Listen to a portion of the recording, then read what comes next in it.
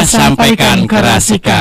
Dan saat ini saatnya yang sudah kita tunggu-tunggu, kita nantikan. Dari kemarin sudah kita informasikan tiap hari Jumat itu ada ngobras berpalekat. Berbicara pemilu santai lebih dekat. Dan kita sudah kedatangan tamu spesial kita, ada Ibu Herminia Stuti Lestari Eskom SH.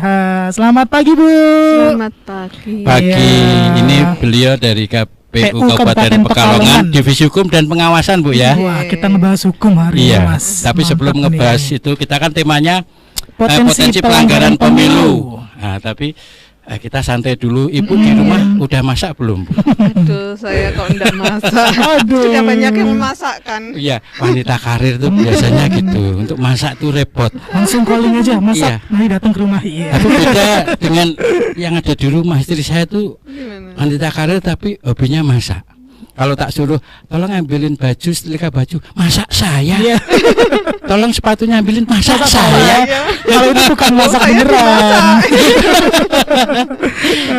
Iya. Tapi yang jelas sudah sarapan, Bu ya. Alhamdulillah. Menu kesukaan apa, Bu? Sebelum pelanggaran pemilu ini, biar lebih dekat kan, biar cair. Kalau saya itu sukanya ikan.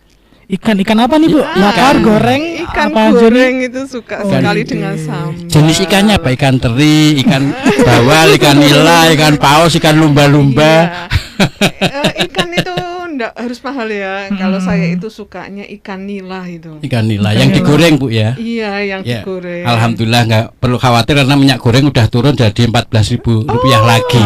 Kalau ada yang melanggar bisa kenai sanksi oleh pemerintah ya kan. Ada hukum itu. Pas banget. Ini ngomongin soal pelanggaran pas ya. Nyambungnya kita tentang pelanggaran, potensi pelanggaran pemilu, Bu. Ini kan pemilu udah ada payung hukum, ada aturannya ya. Kenapa kok masih ada pelanggaran ini? Kenapa, Bu? Iya gini ya.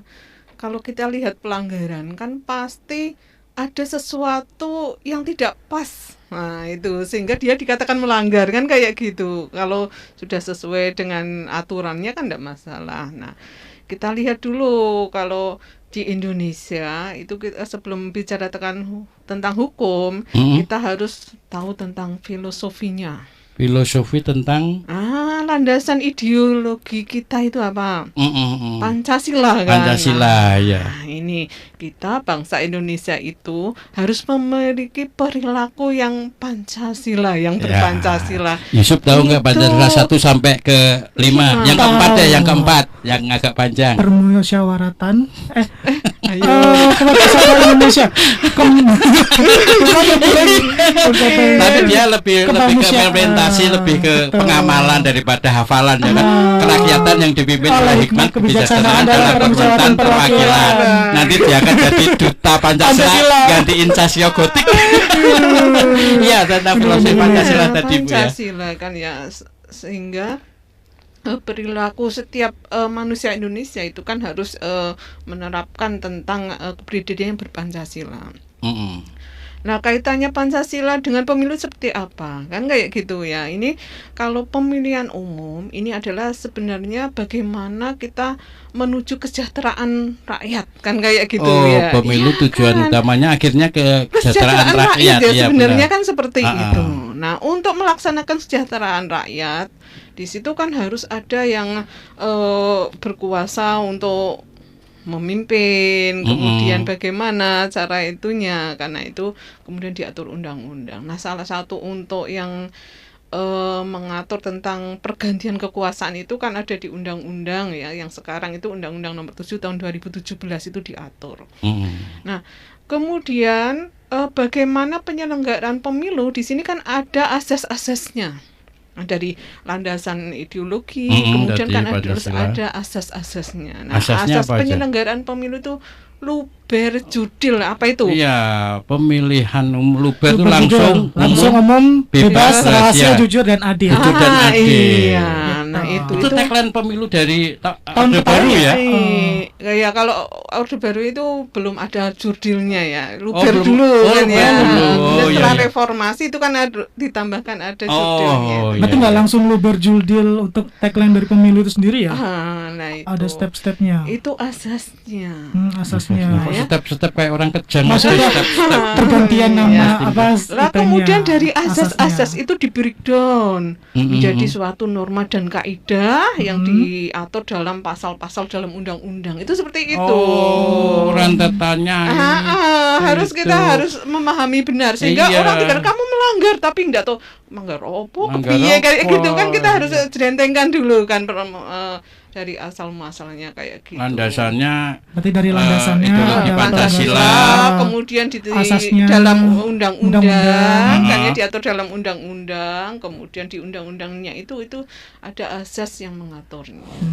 Nah, kenapa kemudian dikatakan melanggar? Itu karena tidak sesuai dengan asas tadi.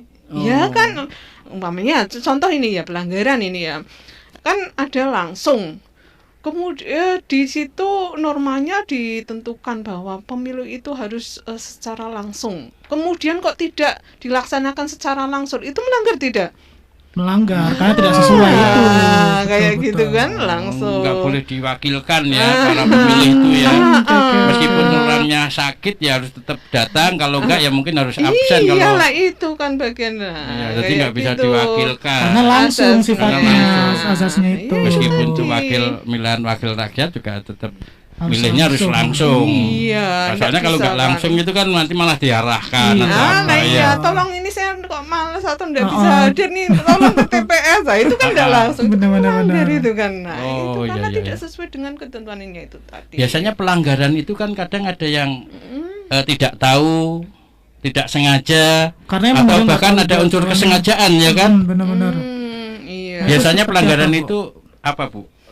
Sengaja tidak tahu atau lebih ke iya itu kan masing-masing itu ada kadarnya ya, bisa jadi kesengajaan saya memang dengan sengaja saya enggak mau memangnya katakan gini ya, saya sengaja memangnya ada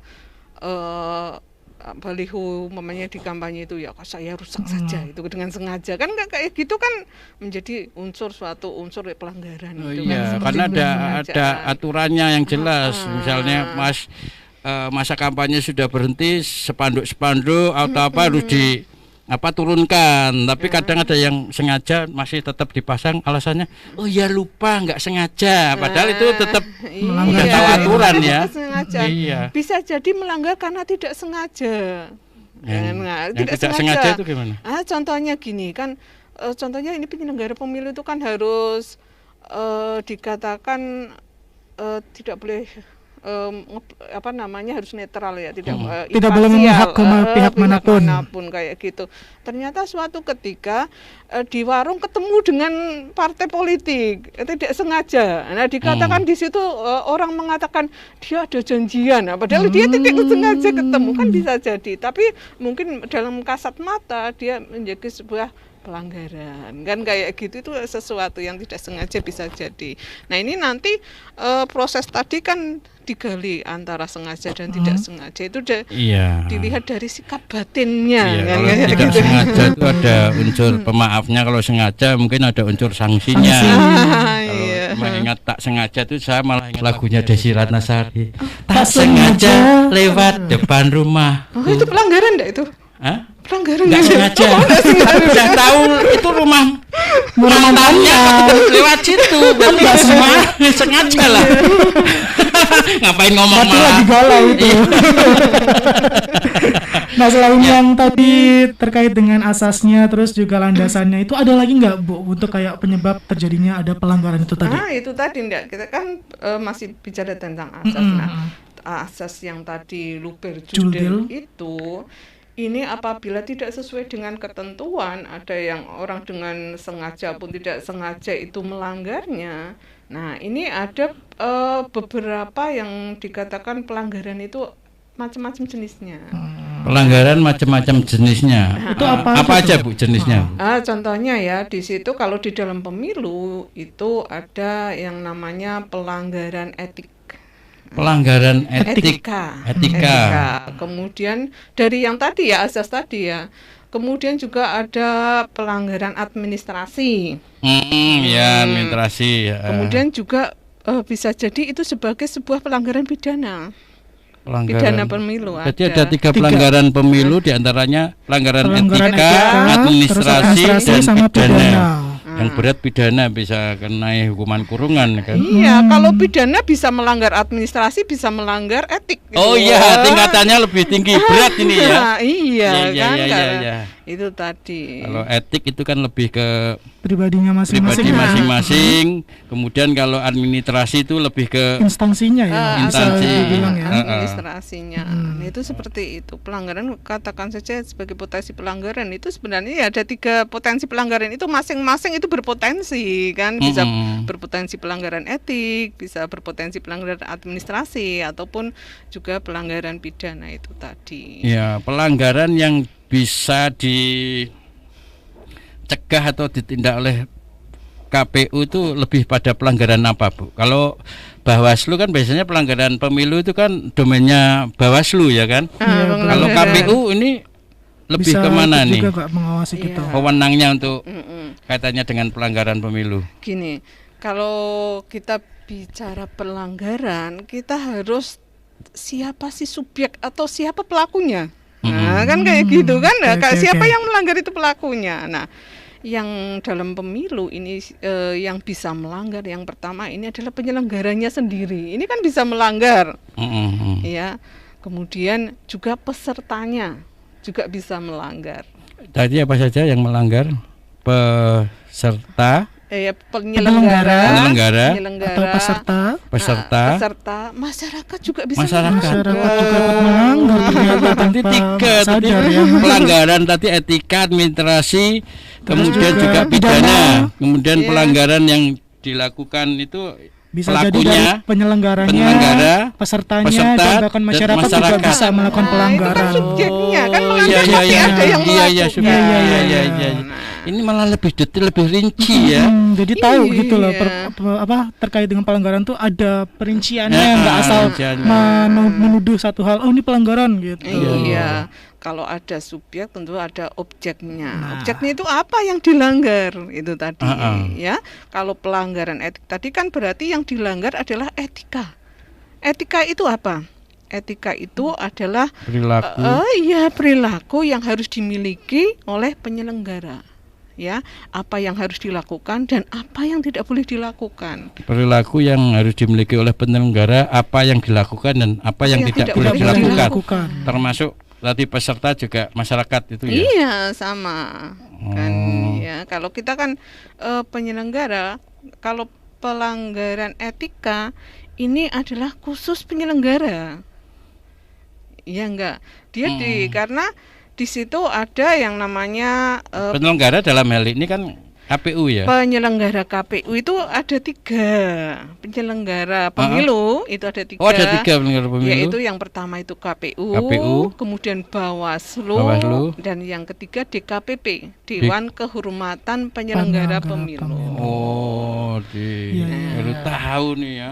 Berarti harus saling bersinergi ya itu 3 lembaga itu untuk 3 lembaga itu adalah yang disebut badan penyelenggara itu ya 3 itu satu kesatuan. KPU, Bawaslu, DKPP. DKPP. Kalau KPU ini adalah yang menyelenggarakan segala tahapannya. Kalau Bawaslu ini mengawasi terkait dengan pelaksanaan tahapan.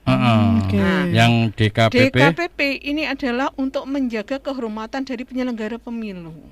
Yang paling ringan kerjanya karena yang bagian ngawasi ya. Cuma ngawasi aja. Ada CCTV juga ya kan? Iya. Yang penyelenggara KPU kan berat, administrasi dan seterusnya, anggaran dan lain-lain. Semuanya berat lah pasti. Tapi ini jadi kesatuan ya, karena suksesnya pemilu berarti suksesnya 3 lembaga tadi Bu ya, KPU, Bawaslu dan DKPP. Iya, kan kita memiliki kewajiban melaksanakan pemilu yang berintegritas. Iya. Kan kayak gitu. Sekarang umpamanya ya kalau kita bicara penyelenggara pemilunya tidak berintegritas, maka hasilnya itu pasti dipertanyakan toh. Nah, ini sebenarnya berat jadi penyelenggara itu. Ya, benar kan harus dia menjaga muruahnya. Iya. Kehormatannya diatur juga. Udah dan hanya orang-orang terpilih aja yang bisa Betul melakukannya, banget. termasuk Betul. Ibu Hermini. Alhamdulillah. Itu Wah, seperti ini itu. pembahasan kita makin naik Iya, dan makin iya, merinci iya. juga, tapi kayaknya harus kita tahan dulu, Iya. Mas. Artinya sekilas saya gambarannya cuma global aja, ternyata ada rincian, Mas, nggak cuma terstruktur, segitu. penjelasannya detail gitu ya kan. Iya, nah nanti kita Iya, bakal iya. lanjut lagi untuk selanjutnya, dan tetap dengarkan kita di Ngobras. Ngobrol asik di Rasika, apapun infonya sampaikan ke Rasika. Iya, ini saya kalau pakai kacamata Pasti ngembun ya? sama ini ngembun, kacamatanya ngembun, jadi harus saya pelorotkan dulu. Nah, biar nggak ngembun, nggak apa-apa, benar-benar. Harus dibersihin dulu. Mohon maaf Bu ya, ini pakai kacamata. Saya tuh kalau nggak pakai kacamata lihat Tulisan tuh nggak burem. iya buram, tapi kalau lihat duit nggak pakai Langsung. kacamata tuh tetap anu ya. Iya, beda Tahu urusan. ya, tetap tahu ini angka berapa. Kalau dia warnanya pink ya, Mas Jonel ya, bukan main. Namanya manusiawi ya kan. Iya, kita ngobrolin lagi ya kawan Rasika, masih di Ngobras berpalekat, berbicara pemilu santai lebih dekat bersama dengan Bu Herminia Stuti Lestari dari KPU Kabupaten Pekalongan. iya, temanya tentang potensi pelanggaran pemilu. Betul. Tadi udah dijelaskan Jelaskan. di rentetannya ya, dari asas atau landasan, kemudian bentuk pelanggaran apa aja, siapa subjeknya, Terus objeknya apa, pelanggarannya, luar gitu. biasa. Ini membuat kita dari tidak tahu menjadi Tahu, tahu betul. tentang KPU, pekerjaannya dan seterusnya. Itu akhirnya kawan Rasika juga kawan Rasika juga yang mau nanya-nanya juga bisa dipersilahkan, bisa langsung kirim ke WA kita di 085647731111 atau juga yang mau gabung via live chat kita di YouTube channel Rasika TV Official, lagi live sekarang juga nih Mas Iya. Jonel kita. ya.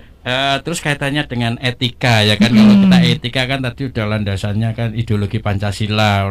Orang yang ideologinya Pancasila kan sila 1 sampai 5 itu kan, yang Harus demokrasi yang diterapkan keempat juga, ya. betul. Terus etika itu dalam hal keagamaan, Perilakunya, perilaku itu gitu juga. otomatis ada dalam diri kita, harus diamalkan Pancasila itu ya kan. Betul. Tapi etika yang gimana sih kadang kita nggak pernah tahu. Kadang menurut Menurut ini benar, nggak etis, tapi menurut kita udah biasa kok gitu. Ya Ya, kan? benar-benar. Nah, Ya, ini misalnya, konteksnya dalam pelanggaran itu etika yang seperti apa yang Iya. dianggap melanggar gitu. Iya, kalau berbicara tentang etika bagi penyelenggara pemilu, ini kan memang diatur di Undang-Undang Nomor 7 juga diatur, kemudian juga ada di peraturan DKPP ya. Tadi kan Dewan Kehormatan ya, dia sebagai yang menjaga kehormatan dari penyelenggara. Ini adalah diatur. Ini sebenarnya kenapa dikatakan dia melanggar etik? Ya, ini karena perilaku dari penyelenggara pemilu ini tidak sesuai dengan prinsip-prinsip penyelenggara pemilu. Kan ada prinsipnya. Jadi penyelenggara itu ada prinsip-prinsip yang harus benar-benar dia miliki secara pribadi. Oh, secara pribadi. Iya, kan perilaku kan itu kaitannya dengan pribadi. Prinsip itu secara pribadi ya. Pribadi di penyelenggara melekat secara pribadi, karena ini menjadi perilaku yang harus benar-benar dimiliki oleh penyelenggara pemilu. Iya, kalau aturan-aturan sudah jelas ya kan. Iya. Melanggar atau enggak itu kan. Jadi Kalau etika berkaitan dengan bagaimana kita berperilaku, karena kayak gini. Nah, prinsipnya ini adalah bagi prinsip penyelenggara pemilu, ini adalah jujur, mandiri, jujur, mandiri, adil. akuntabel. Ini 4 ini adalah bagian yang harus dimiliki sebagai penyelenggara pemilu yang berintegritas. Oh, Yang penyelenggara berintegritas itu yang berintegritas. tadi jujur, mandiri, adil, akuntabel. dan akuntabel. akuntabel. Itu Jadi integritas. integritas Nah, yang harus sekarang, dimiliki oleh penyelenggara, berarti 3 pemilu lembaga 3 tadi itu ya, kan. 4 ya. yang dimiliki oleh penyelenggara 3 tadi ada. itu. KPU, Bawaslu, KPU, Bawaslu, dan DKPP. DKP itu. Oh iya, ada itu. iya. Itu adalah integritas. Integritas. Kemudian juga harus berprinsip profesionalnya. Oh iya, di iya, samping iya, iya, iya. berintegritas itu Ini nih yang susah profesional. biasanya orang-orang. Profesional ini adalah berprinsip pada kepastian hukum ya. Dia kalau enggak tahu tentang kepastian hukumnya, dia enggak profesional. Oh iya, iya, iya, Betul, iya, betul, iya. betul. Kemudian dia aksesibilitas, tertib, kemudian terbuka, proporsional, profesional, efektif, efisien, dan kepentingan umum. Itu juga harus dilakukan.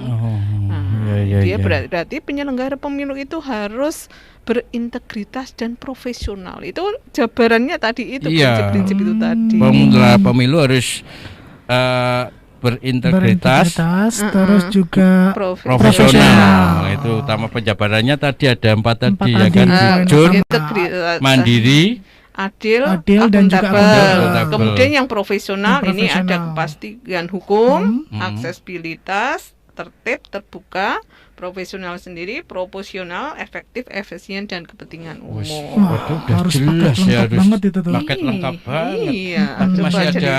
Ternyata ada aja ya. Masih ada pelanggaran karena masalahnya pribadi masing-masing ya kan. Iya, karena melekat di pribadi. Kadang coba kalau penyelenggara di Kabupaten Pekalongan itu kan banyak gitu, dari KPU-nya, kemudian di kecamatan ada PPK, PPK, kemudian di desa ada PPS. Kemudian di TPS ada KPPS. Puluhan ribu itu.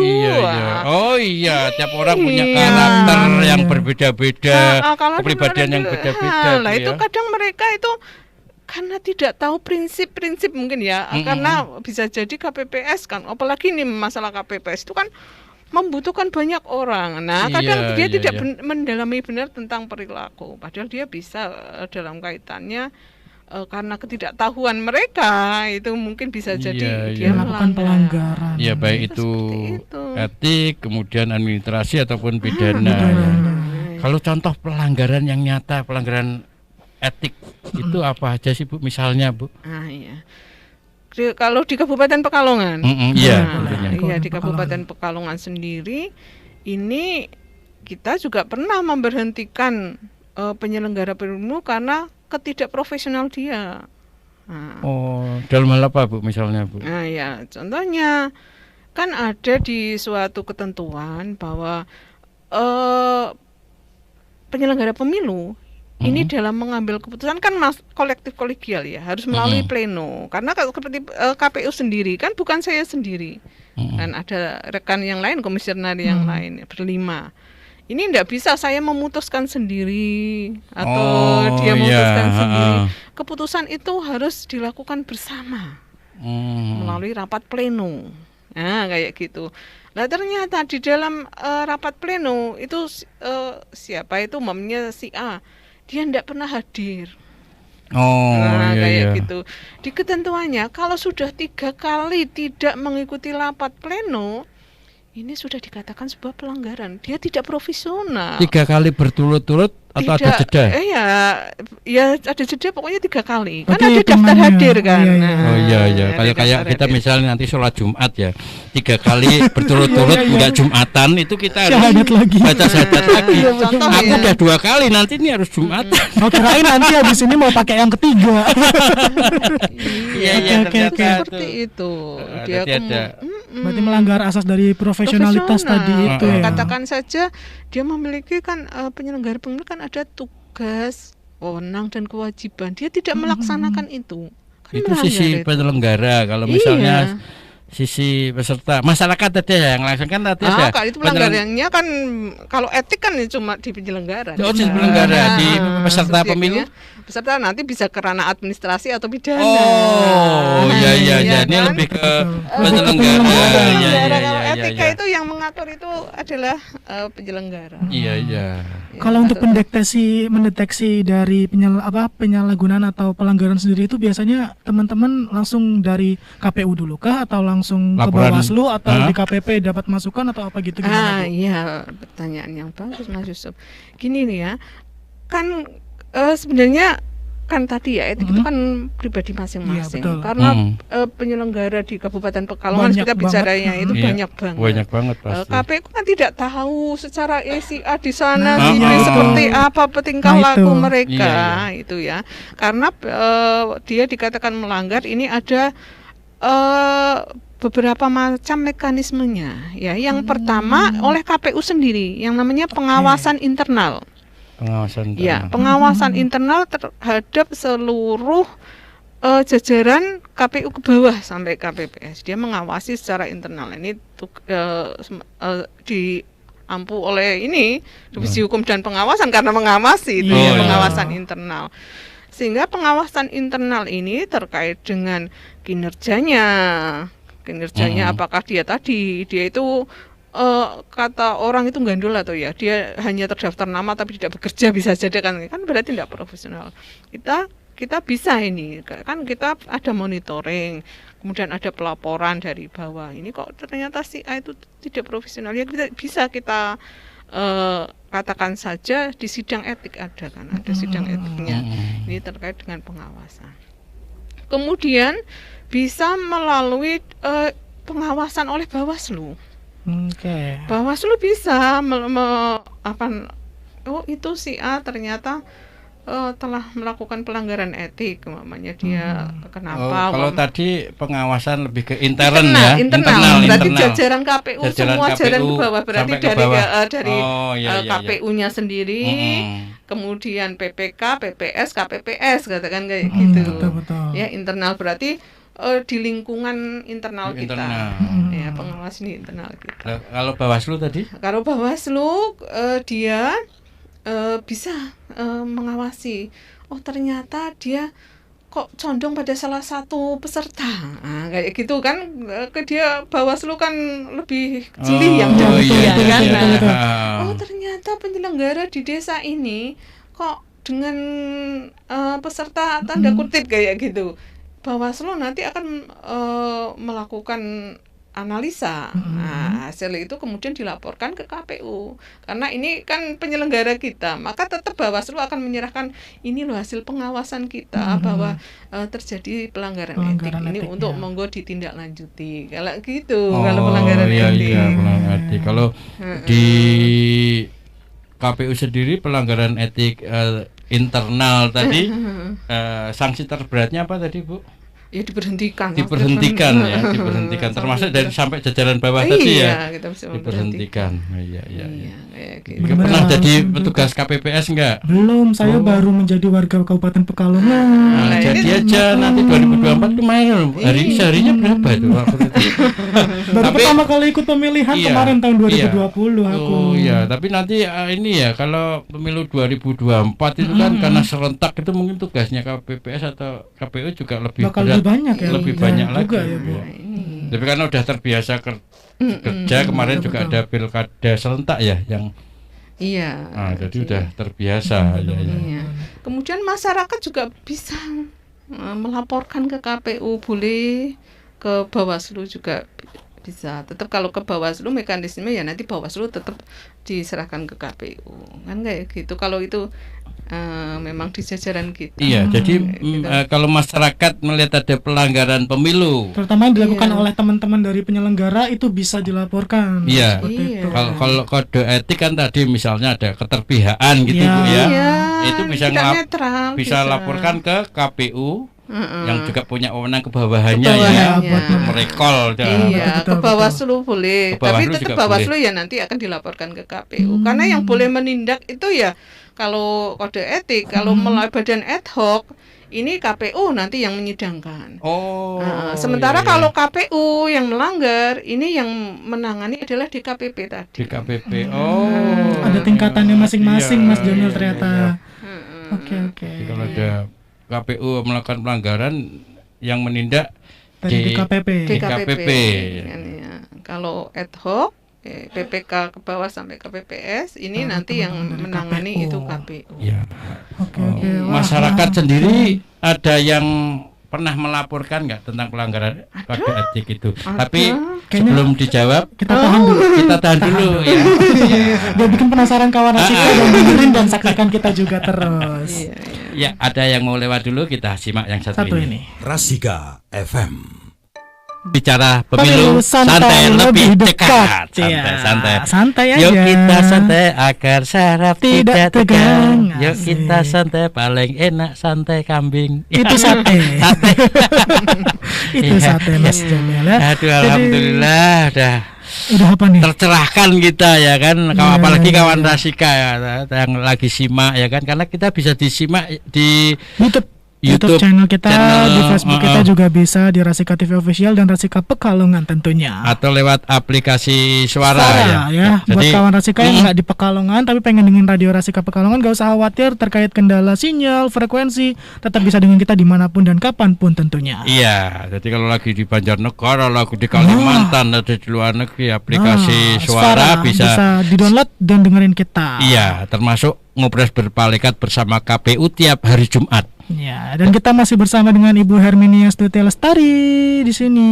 Iya, tadi Bu, masyarakat tadi ya kan, masyarakat tuh ada nggak sih yang pernah melaporkan terkait dengan pelanggaran etik atau yang terjadi gitu? Kalau masyarakat lapor itu kan berarti bentuk kepedulian. Nah, berarti mereka tuh kritis dan juga peka terhadap sesuatu yang terjadi di sekitarnya. Merasa handar beni terhadap pelaksanaan pemilu dan handar beni itu merasa memiliki terkaitan dengan pemilu dan juga terhadap KPU. Ya. Ini gimana Bu, masyarakat? Iya, kan apabila masyarakat merasa bahwa salah satu penyelenggara pemilu ya di Kabupaten Pekalongan kok ada yang tidak berintegritas atau tidak berprofesional, ini bisa melaporkan KPU. Nah, contohnya ini ada di masyarakat itu, kenapa salah satu penyelenggara kita kan biasa menggunakan media sosial ya, Facebook kayak gitu, Facebook. Nah, ternyata ada salah satu peserta pemilu itu memposting sesuatu tentang kampanye umpamanya, dan penyelenggara pemilu itu nge-like jempol. Jempol bisa. Jempol kan ya, itu kayak gitu pernah dilaporkan kayak gitu masyarakat. Oh, ternyata ini ada salah satu penyelenggara pemilu itu kok nge-like kampanye peserta pemilu. Ini kan berarti tidak berintegritas ini. Pesannya tidak netral ya kayak kan? gitu. Ini dilaporkan. Sekedar nge-like.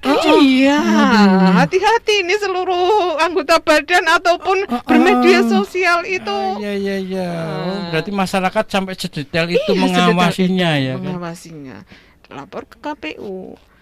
Dia kan bukti-bukti screenshotnya ya, screenshotnya dia ini loh, ini penyelenggara pemilu di sini. Dia telah dia hanya jempol saja aja ya, ternyata bisa termasuk pelanggaran loh Mas. Pelanggaran etik tuh ya kayak gitu tadi. Tidak netral dia kan. Etikanya tuh nggak boleh. Betul. Itu seperti itu. Kayak foto dengan salah satu jari 2, 3, 4 itu juga bisa ya Bu ya. Padahal bisa jadi dia cuma pengen bergaya aja. Biasanya anak muda iya. Itu juga pernah kita lakukan. Iya, misalnya dukung nomor 3 pura-pura gini ya Pak. Nah, misalnya ini simpel itu. Pelanggaran kode etik yang kan itu bisa jadi kan sengaja atau tidak sengaja itu kan bisa tadi. Nah kan sekedar nge-like, apalagi misalnya foto sama peserta pemilu. Itu lagi. Meskipun fotonya dulu waktu SMA ya kan, atau apa teman lama belum pernah jadi penyelenggara pemilu, terus diunggah kayak gitu juga pelanggaran kode etik ya. Kita banyak sering dilapori gitu. Pernah itu kan contohnya juru kampanye itu orang yang terkenal. Tidak terasa dia terkenal di desa, kan datang ke desanya situ, wah kan heboh tuh, semua pada foto, dia ikut foto, tidak tahunya dia itu penyelenggara. Itu dilaporkan juga. Harus jaga jarak berarti Bu ya. Ya pas kayak PPKM ini kan kita harus jaga jarak juga ya kan. Nah kayak gitu. Baru tahu ya gitu. Etika itu lebih kepada itu ya. Sekedar nge-like, foto bareng, unggah foto. Apalagi komennya, jangan lupa nih teman saya SMA. Komentar udah langsung memunculkan komen-komen yang lain itu makin panjang ya. Rapat, terus kita tawat kena. Negara pemilu tidak mudah dalam bertingkah laku itu ya, dia dibatasi dengan norma etikanya itu seperti itu. Ya dia tidak bebas kan. Nah, terus misalnya yang sudah kayak gitu, itu kan satu kasus atau contoh nge-like itu, udah deh like-mu dibatalin, di cancel. model Tapi gitu. kan screenshot kan gimana? Oh, udah screenshot itu ya. Kan itu Karena satu udah ada bukti. laporan masuk, ada screenshot bukti Iya, itu ya. lah kayak gitu. Kecuali Kemudian- kalau KPU, teman-teman KPU lihat, loh kamu kok nge-like itu cepet di Iya, sebelum itu di screenshot. Iya. Iya tuh biasa tindakan setelah pasca melakukan hal kayak gitu tuh itu Iya. ada prosedurnya lagi nggak Bu Nah, untuk itu. terkait dengan penindakannya gitu? Iya, Iya. penanganannya gimana? Nah, masyarakat kan bisa melapor ke KPU. Kemudian dia ada formulir yang harus diisi. Kan ada oke, formulir oke. dari dia laporan ya dari masyarakat kan harus ada mengisi laporannya. Kemudian itu juga minimal ada 2 bukti. Minimal. Dia kita memproses kan ada 1 bukti. Oh, laporannya harus ada 2 bukti. Kemudian laporannya juga harus tertulis. Iya. Tapi kan kalau KPU kan ada aplikasi aduan untuk masyarakat untuk memberikan. Iya bisa. Nanti kan tetap formulir itu prosedur administrasi. Kita kan harus tetap administrasi juga. Oh, kan, ya, iya, kayak iya. gitu. Tertib etika, tertib Tertib administrasi, administrasi. ya kan? Itu juga tadi tuh terkait dengan Pelanggaran, iya, administrasi. pelanggaran. Ada juga tuh Mas, Pelanggaran pemilu kan tadi ada 3 yang disampaikan Bu Hermini. Tadi ada pelanggaran administrasi, etik dulu, etik, terus administrasi, dan juga pidana. Iya tadi. Nah, Luar biasa tuh Iya, untuk etik lalu, gitu ya. itu kita proses, proseskan dari laporan itu, nanti kita kaji. Nah, hasil kajian itu kok memang ternyata itu mengarah pada sebuah pelanggaran etik. Nanti kita klarifikasi, undang itu ya para pihaknya yang melapor maupun yang dilaporkan, ini kita undang, kita klarifikasi. Itu seperti itu. Klarifikasi dulu, maksudnya apa-apa. Ini kan nggak langsung terus dijatuhi sanksi enggak. Kita kan harus mendengarkan dari kedua belah pihak kan. Kalau di Islam itu tabayun. Tabayun itu kan harus bertindak adil. Bertindak adil itu ini benar unsur kesengajaan atau enggak atau gimana? Iya. Nah, kita gali keterangan-keterangan mereka itu. Luar biasa, keren. Terima kasih nih Bu, luar biasa ini pencerahannya ya kan tentang cerah sekali pelanggaran hari ini. potensi pelanggaran pemilu, terutama ini lebih spesial ke etiknya atau etikanya. Itu penyelenggara pemilu. Berarti berikutnya kan juga ada lagi ya, itu Ini kan pelanggaran masih ada pelanggaran administrasi dan juga pidana itu masih bisa dibahas Iya, lagi nanti. waktunya nggak cukup. Kalau kita semua nggak fokus ya kan. Iya. Untuk hari ini kita makan yang etik dulu nih. Iya. Oke, Bu, ada closing statement yang mau disampaikan ke kawan Rasika kaitannya dengan pelanggaran potensi pelanggaran pemilu terutama untuk etika. Kalau saya ya sebagai KPU ini justru memanggil masyarakat untuk tidak takut menjadi penyelenggara pemilu. Nah, asalkan kita tahu garis-garis apa yang harus kita tidak boleh dilanggar, itu kan itu harus penting. Makanya ini bagian dari edukasi sebagai penyelenggara. Ini nanti di pemilu 2004 kita banyak membutuhkan masyarakat untuk menjadi penyelenggara. Jangan takut. Ya. Asal justru kita itu kalau memiliki pribadi Pancasila, saya pikir dimanapun kita berada itu sebagai apapun kita tidak takut melanggar. Iya. Karena udah terpatri di diri kita Pancasila di dalam diri kita. Oke, silakan Pak, tadi apa? Iya. Tidur lagi. Mas, ingatan saya lah rada-rada short nih ya. Tidur lagi. Ya, luar biasa. Terima kasih Bu Hermini Astuti kehadirannya. Sehat selalu. Terima kasih pencerahannya. Salam buat rekan-rekan teman-teman KPU Kabupaten Pekalongan. Mudah-mudahan sehat semua dan lancar semua dalam menjalankan tugas. Ya, kawan Rasika, gimana?